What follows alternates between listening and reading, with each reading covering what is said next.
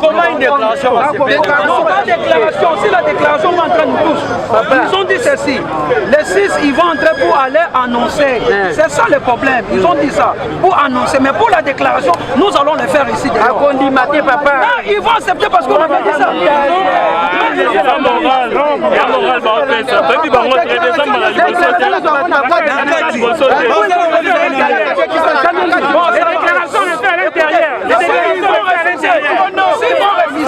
Ça, nous allons parler d'entrer par la force. Les déclarations le font à l'intérieur. Les déclarations le font à l'intérieur. Moi, je dis ceci. Nous allons entrer. Nous allons dans... Non, ils ont demandé le 6. Ça n'a jamais été ici. Non, pas les déclarations le font à l'intérieur. Ça n'a jamais été comme ça. La déclaration, c'est pas pour faire la déclaration, mais pour déposer. Mais pour la déclaration, nous allons être ici. Oui, c'est ça que moi j'ai dit. Pour la déclaration, c'est tout le monde qui doit déclarer. On avait dit ça parce que moi j'étais à l'intérieur. J'avais dit ceci. Nous allons déposer les déclarations, excusez, la déclaration, nous tous, au nombre de 6 personnes. Mais, déposer la lettre. Mais pour faire la déclaration, c'est au nombre de tout le monde. C'est ça ce que moi j'ai dit. Et pourquoi vous voulez dans les 6, nous allons entrer pour déposer. Mais pour la déclaration, nous allons entrer ici, nous tous. Ça, nous soutenons les institutions du pays. Et lorsque vous allez terminer là-bas, qui va nous signaler? Mais nous allons sortir ici. Nous allons sortir parce que nous allons le faire ici. Nous allons nous tous là-bas. On termine la déclaration. Je ne sais pas le présent, je crois. Pour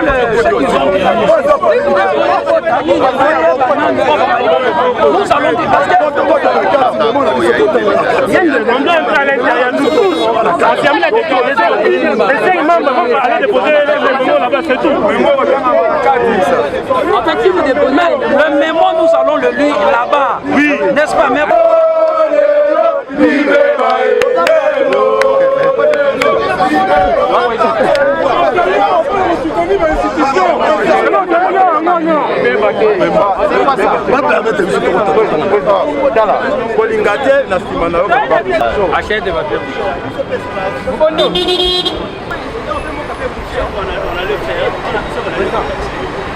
Pour ça, les institutions.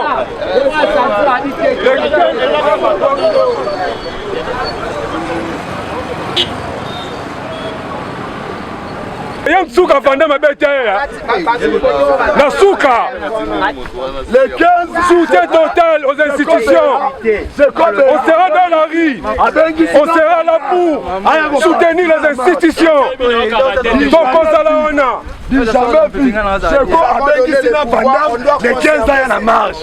Banda Balongo Washington a la marche à Cheko. Yo sigo au pratikate, au beta balete, au beta takedete, au bima, oh Nzambe la ngai.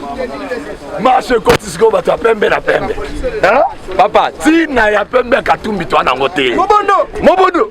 Hein? Ti na ya pembe oh ya da bombole to na ngote.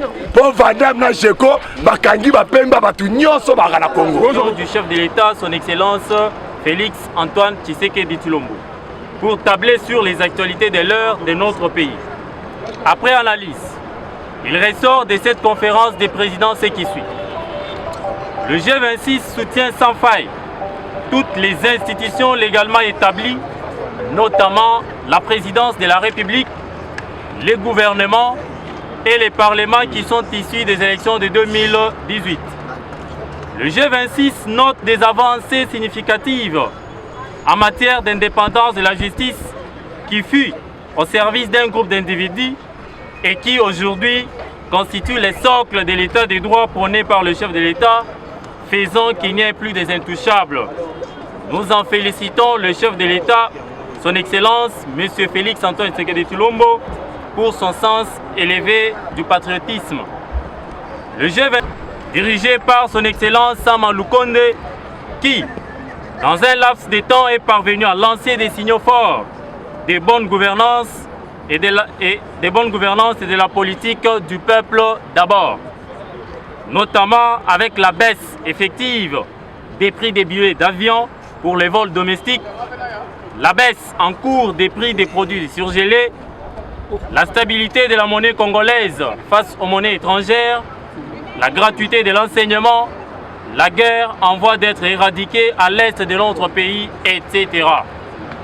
Concernant la fameuse motion initiée par quelques députés nationaux en mal de positionnement, moyennant quelques billets verts, qui jouent le jeu d'un camp politique bien connu contre les bureaux de l'Assemblée nationale, dirigé par l'honorable Mbo Sonko Dia, afin de les déstabiliser pour des fins politiques inavouées. Le G26 rassure cependant l'honorable président de l'Assemblée nationale et son soutien indéfectible dans sa mission d'aider le chef de l'État à instaurer l'état des droits dans notre pays et l'encourage à continuer dans la même lancée pour un Congo prospère où il fait mieux vivre. Le G26 encourage les bureaux de l'Assemblée nationale, désignation des membres de la CENI dans le respect strict des lois de notre pays et de la charte des délégués des confessions religieuses, en validant les procès-verbaux des confessions majoritaires, car il est prêt à affronter les élections pour prouver sa force sur terrain, pour la réélection du chef de l'État, son Excellence, M. Félix Antoine Tshisekedi Tshilombo, en 2023. Le G26 félicite certains gouverneurs qui ont brillé dans l'excellence au sein de leurs provinces respectives et encourage les autres à emboîter les pas pour baliser les chemins de développement de notre pays. Le G26 lance un message fort aux détracteurs politiques du chef de l'État. J'ai cité son Excellence, M. Félix Antoine Tshisekedi Tshilombo, que notre leader a un bilan à présenter en 2023 et sera réélu pour un second mandat sans contestation aucune. Car nous y travaillons depuis belle lurette avec le peuple congolais dans nos bases au moment où eux dorment en tenant des discours sans fondement et basés sur la haine. Le G26 reste une force sur qui peut compter le chef de l'État, son Excellence M. Félix Antoine, et lui accorder une majorité parlementaire en 2023. Le G26 loue les travaux perpétrés jusque-là par l'Inspection générale des finances, qui a permis que l'argent de l'État soit aujourd'hui sacré, que plusieurs dignitaires congolais se contentent désormais de leur propre salaire, de peur d'être traduits en justice. Ce travail a permis à ce que nos régies financières, qui dans les temps n'atteignaient pas leurs assignations, puissent dépasser les 100% de leurs assignations malgré la pandémie à coronavirus. Nous poussons aujourd'hui à revenir dans les concerts des grandes nations du monde en matière de la transparence dans la gestion des finances publiques. Le G26 déclare être loin de toute adversité politique, des positionnements qui ne produisent rien en faveur de notre nation. Il reste cependant ouvert à tout le monde qui s'inscrit dans la logique de l'état des droits prôné par le chef de l'État, son Excellence M. Félix Antoine Tshisekedi Tshilombo, pour fédérer nos forces afin de l'aider à mieux terminer son quinquennat et préparer sa réélection en 2023. Le G26 maintient la date du 15 septembre 2021 pour la marche pacifique. Il va tenir des soutiens aux institutions du pays. Nous avons dit. Merci. Peuple congolais, Mukoloya le 15 septembre 2021, Nangongaya 7h30, na quartier 1 na commune Yandili, Tokozalawana, peuple congolais, boya to soutenir l'institution ya mboka, l'institution mboka oezali président, parlement, gouvernement, mpeku et tribunaux. Tosengi na ba congolais nyonso boya mukolo ya le 15 mama tata kulutu koko tika makam nyonso kosala yaka to soutenir ba institution mboka parce que yango nde ezali bolamu mpona mboka ezali na groupe moko ya bato quelconque o bazoluka ba déstabiliser ba institution mboka mais biso G26 tolobi non et non. Nous sommes prêts pour défendre l'institution ya mboka. Yango to sengi na 15 pour soutenir Mondi Mobimba ezozela mokolo wana ya le 15 eza na bandeko bazo préparer mabe na mboka mais biso G26 tolobi nous sommes prêts tozali prêt pour na ko défendre l'institution mboka na lobby. Beto mekuiza sangana na kisika yai samu na kutubila na peuple congolais. Kilumbu ya le 15 septembre. Beto nyons tu beto ke fwanda na quartier 1. Samu na kupesa ngolo na ba institution ya bwana beto. Beto mebo kila mama, mwana, tata, toko, bandumba, beto nyonso, beto fwanda le 15 na balabala samu na beto soutenir ba institution nyonso ya bwana beto. Ndio kulancer message ku bandugu yetu bote ba Kongomani si wote le 15 septembre tukutane mu district ya Changu tuko na marche ya Kafu marche mwa ya munene sana juu ya kusoutenir ma institution ya mboka ya mugini yetu, institution parlement, institution présidence de la République, institution gouvernement na ba cours et tribunaux ya mugini yetu. Sisi wote Kongomani wote fashu nekala kuya sisi wote to soutenir ma institution ya mugini yetu. Teto ba leader ba G26 Bisumbu Tomba association aji atoa fumu aji tunganya makumakasi tuji basangi le mabeu ba kuleja monde mujim bwane mule 15 wangondo achitemeo tujini marche manene bicol à partir du quartier 1 tu peux t'en dans mon quartier 1 tout toi il loin de la makas donc banson à l'eau banson à caille bama mubata tout bons tu peux t'en dans mon quartier 1 mungi tout 7h30 tout toi il loin de la makas bois kutoa nyama kumakasa fumuaji tu et bakalenga ba assemblée nationale du Sénat fumua gouvernement bons tout ba toanya makumakas to ni ma institution ba ku ba toanya makumakas ba muji muimpa ujibende benza mujitu to asagijin soi-disant le défenseur du peuple, ils sont en train de jouer le jeu du cabinet. Parce que le tout devait être d'abord intercalé par l'Assemblée nationale. On ne peut jamais interdire une loi OESA certifiée par la Cour constitutionnelle, publiée dans le journal officiel. Fayu la zolo ba yemo ko makambo misaka azosa la marche pour na ram azosa la marche pour na koluka glissime zalate azosa la marche par rapport à des politisations ya CENI. Or la CENI n'est pas dépolitisée. La CENI n'est pas dépolitisée madame. Les a dépolitisé parce que les conabiso fayu du fois à la sincère vis-à-vis à l'opinion nationale et internationale par rapport à ma confession religieuse oyo bango ba manipulaki o bazalaki ensemble na bango mais pour na ba raison ya ba billet vert ba yokanité entre Senko na protestant na Martin Fayulu bakabwani. Nous avons vu le secrétaire général de la Senko monsieur Abel de la Chole natangi même kombo na ye abengaki Fayulu extrémiste matuni monsieur Chole zo benga extrémiste konani abi Fayulu akopiaka biso tolandaka ete eza déjà avantage bango ba Senko balobaki avant que na ba processus électoral il faut réformer la loi électorale et ça là le chef de l'État a promulgué la réforme de la loi électorale, c'était le 3 juin. Aujourd'hui, procédure ya Sénégal a dépolitisé les aventures. Moi, ma qualité de communicateur, d'investigateur, il y a parti au pouvoir, j'interpelle l'opinion internationale. Tout le moyen de dépolitisation de la confession religieuse ainsi que dans la société civile où le lot commis pour pouvoir, pour opposition. Il y a un mettre un mot KO.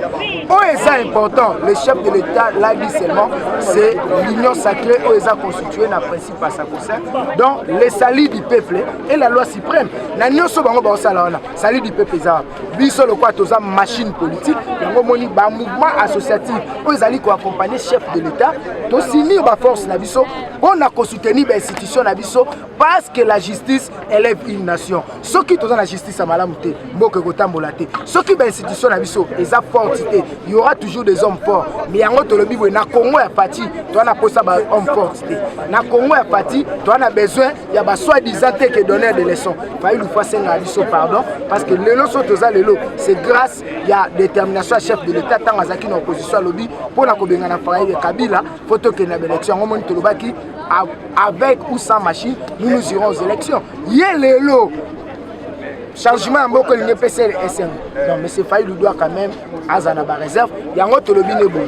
Bisso va représenter un peuple, le leader de masse congolais, le leader d'opinion à Kinshasa. To bengi si marche les 15 pour la soutien à l'institution à Bisso. Ce qui a Monique a la volonté à classe Kabili, classe à Kingakati, rendez-vous est à les 15.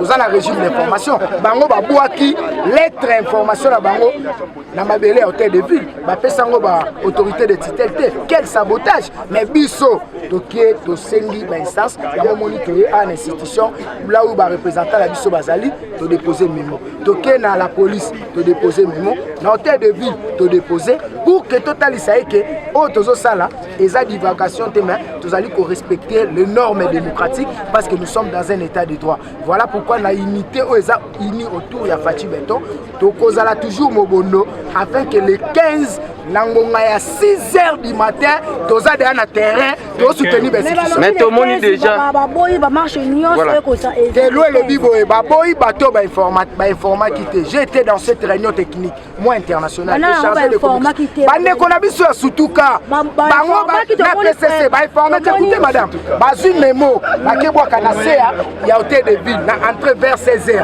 Ba bureau était quand à 15h30. Bango 16h baké babwa ki memo na sea hôtel de ville balobi nini. Nous sommes dans le régime de l'information. Ba akizé du moins bisoto to informer bango. Eza mabete yangonga kuna bibo vengobila pona bota démocratie tika bango les mercredi les 15 aux habitants sur la terrain. Ba de la peuple ba oyebana ba epé ba de la Kingakati azala sincère atambola la $300,000 américains po bakaboli déjà la Kingakati ndeko fali na musito ya bango bana na poto yo ana Kinshasa ozobenga bana baninga na marche donc azala sincère pe azala honnête na misu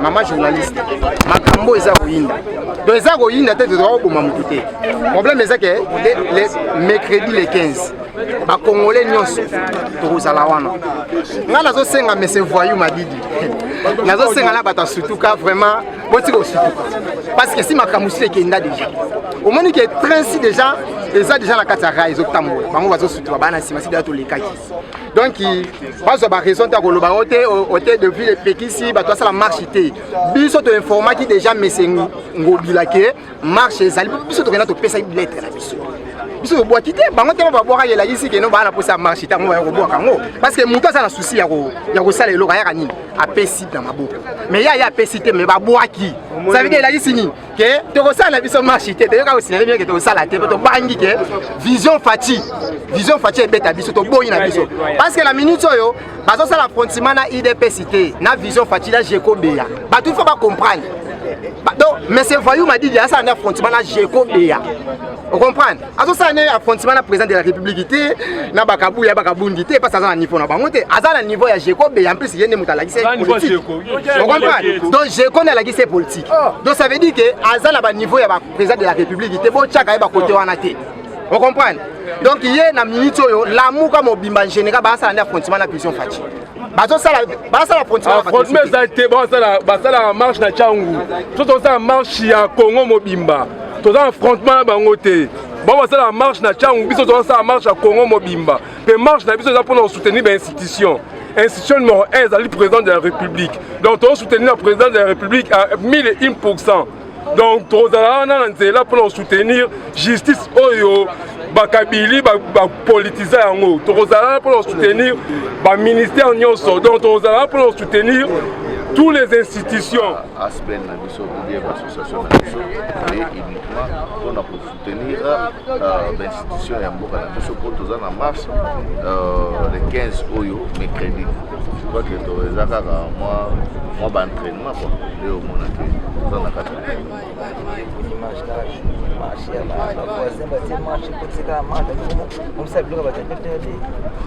Non, non, je crois que ceux qui ont lobby que Bisoto aussi la vidéo pour battre PPRD et les gens qui ont bango peut pas aussi la vidéo pour IDPS. C'est que bango peut pas copier vidéo pour IDPS ça va pour ça là. Je comprends. Ça veut dire que ils ont une suite logique parce que Bisoto zali na conservation à pouvoir. Ils ont droit ya combattre la opposition.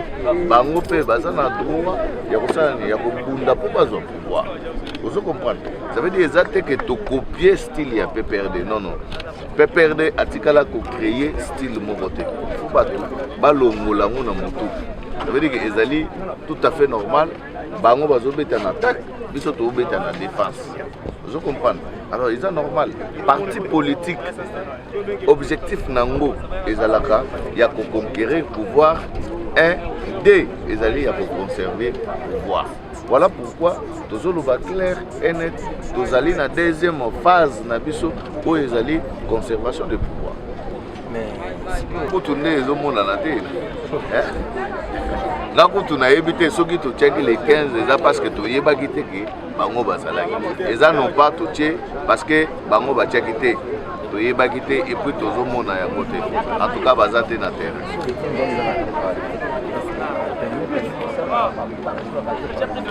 Non, non, Kinshasa c'est un Kinshasa c'est un qui était surtout qui est biso toujours banana chang. Toujours banana chang, toujours il y a pour ça. Non, non, bango ba bandara bingi bingi na chang. Cette fois-ci to sengi ba bandata bikunga. Non, non. Eza provocation. Est-ce que ça m'a bé? Ceux qui va bandi pe na lukunga. Eza m'a bé te. Bango babima je crois que abima député quoi. C'est na lukunga. Mais avant que na fief na ye pour démontrer biso. Vous comprenez? Babilo wana ba guerre tribal wana zo ki nete pour na changu ou bande ko na biso ya bande te biso nyonso tout. Donc vous avez écolo moko. Parce que le bi marche ça pour soutenir. Motako c'est biso changu za biso nyonso. Président marche ça pour soutenir ben c'est entre temps de yo ki ba lobby que non marche ça la montée. Bino bo ça. Nani a lobby marche. Déjà la police a lobby nani a lobby que marche ça la. Le gouverneur de la. Va répondre biso. Va répondre biso. Et puis, tu as besoin de réponse, tu dois t'informer. Pour la ligne pour pousser la binote entre temps, la mukasa le bagi avant que le 15. Pour beaucoup de naté. Ce qui bango balobaki mais biso to komaki. Pour la ligne pour pesa bango conseil té baninga basi ba komi bino bolobaki. Je crois que vous allez important. Non non, toujours senga na ban surtout na bana kin. Et puis l'intérieur dans des ressources bazo bunda bunda malgré toujours tenté à préparer yango. Et il y a bandeko baolinga basala wana mais tous a déjà na pouvoir pour comprendre le pouvoir n'engezali. Batouana objectif ya marche na bango ezali pour que ba dépolitiser Seni. Mais en même temps baoluka ba dépolitiser Seni, en même temps bazo senga les sous dialogue pour to kende ko beta lisolo ya Seni. Mais na dialogue wana tango tokoma. Banani bakopanda, c'est pas politicien. Siko wana ezali ko dépolitiser yango ou bien ezali ko politiser yango. Je crois que le président bakokaki ko attaquer président ou bien ko loba na gouvernement soki gouvernement a tie liloba. Mais gouvernement atiki ko tiata liloba ta mon côté. Alobi pe ate loko mon côté na makambo wana. Président de la République alingi kutu ko poussa na ta makambo wana te. Basala makambo na bango ndenge babanda yango. Makambo ya ba confession religieuse banda lelo te. E banina président Fachite aye kokuta yango. Ngai nakokai ko soutenir marche na bango kaka soki Seni ezalaki nommé par ministre de l'Intérieur. Ozomona soki ministère de l'Intérieur azalaki ko nommé président ya Seni ou bien bakonzi ya Seni wana netoloba ezali politisé. Faut que luka ko dépolitiser. Mais basali ya Nzambe soki total église catholique majorité à combattre IDPS bazavana. Grand prêtre na biso moko prêtre Etienne Tshisekedi wa Mulumba paix à son âme. Yé moko numéro 1 de l'église catholique. A colis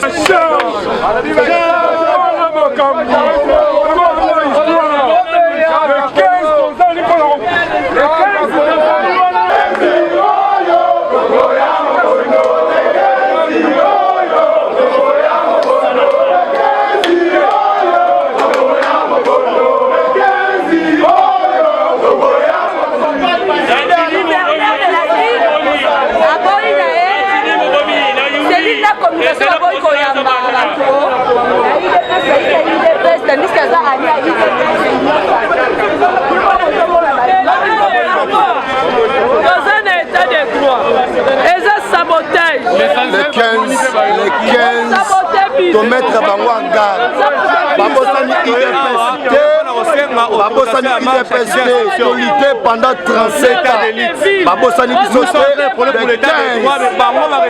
bango basali accusé de réception la lettre haute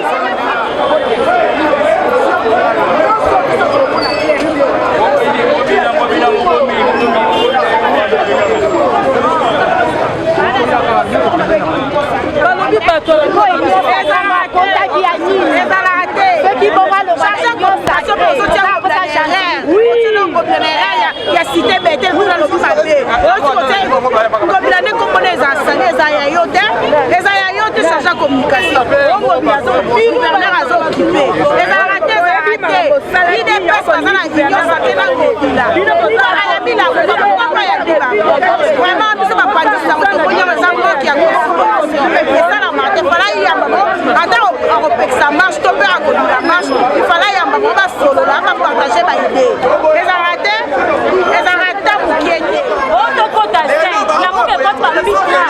alors nous demandons que le gouverneur sorte sur la naïe. Ceux qui apportent, ils sont au pays, comme ça rendez-vous les 15. Comme il a favorisé Bakiyamuka, nous attendons les 15 pour le Koya Pekeyaka. Parce que nous y a un son rendez-vous, nous sommes venus pour un rendez-vous. Alors, il a intérêt de sortir. S'il appuie le 15 mai de Oyeba, en tout cas,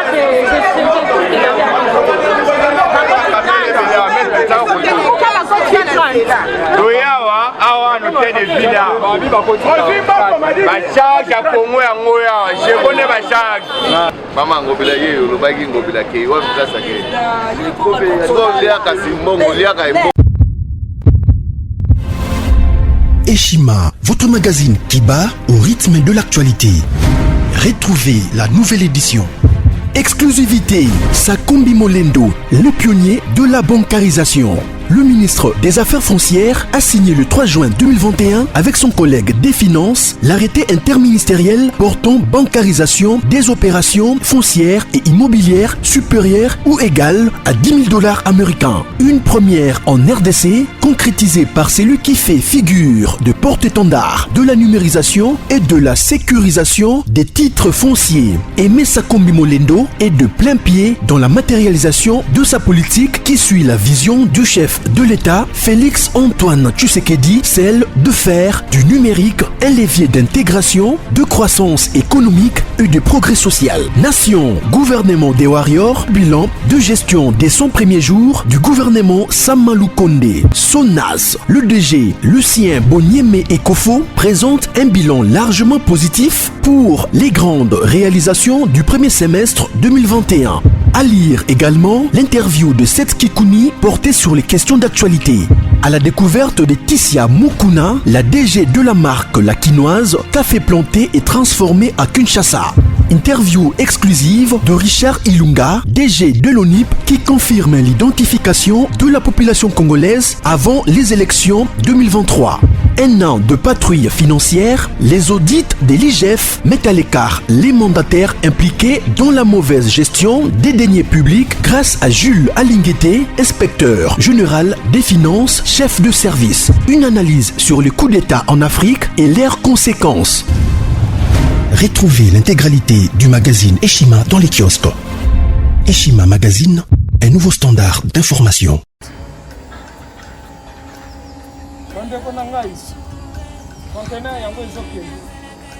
Le 26 mai, les conteneurs.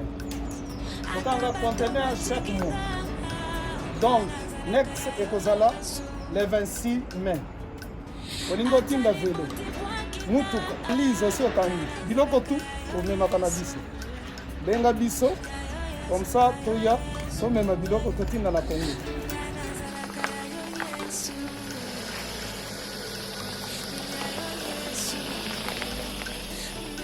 Bandeko kari yango oyo touti kozongo ezokende Kinshasa. Ozana mutuka pesa biso ezoke. Merci. Le 26 mai, mosusu okwende. Il y a 2021 otosana ngo. Donc tosalaka chaque mois. Oza besoin na carton benga biso. Biso monene yango.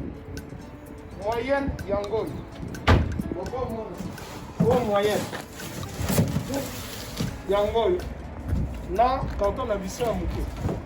toza na 3 dimensions oyo nyonso olingi otinda benga biso tozozwa bavelo tozozwa bavalise mituka tozozwa donc eloko tu tozomema na Kinshasa. Merci beaucoup. Mutuka vélo salon biloko ndako biloko tu tozomema donc n'hésitez pas bobenga biso toza wana mpona